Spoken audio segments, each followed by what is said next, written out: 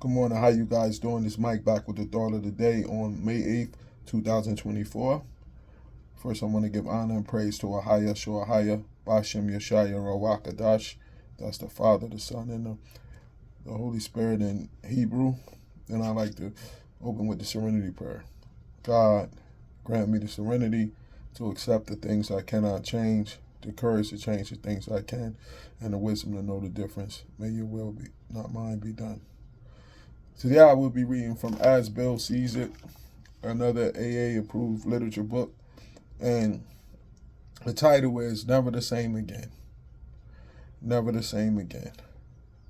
It says, it was discovered that when one alcoholic had planted in the mind of another the true nature of his malady, that person could never be the same again. Following every spree, he would say to himself, maybe those AAs were right. After a few such experiences, often before the onset of extreme difficulties, he will return to us convinced.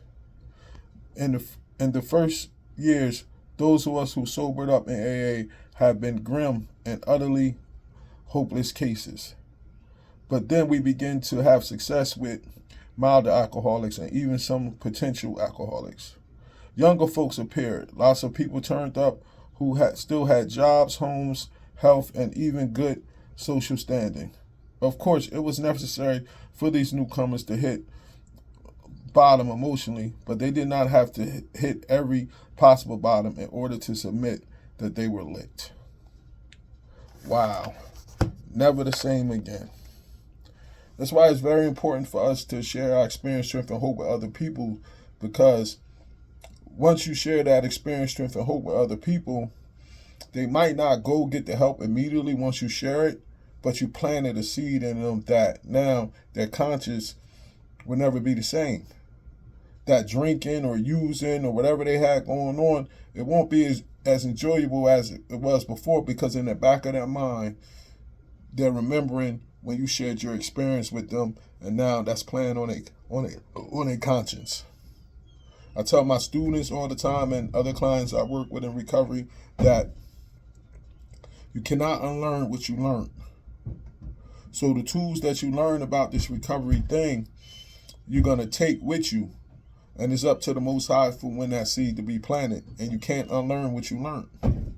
That's why it's also vital for us to share our testimonies of what the Most High did for us and how we follow Christ, because when we share those testimonies to people and they're out there and they're going through experiences, or they might be still trapped in sin, the same thing is going to happen to them.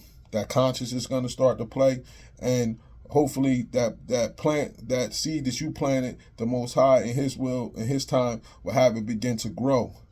And then that person is not comfortable with doing the things that they used to do before.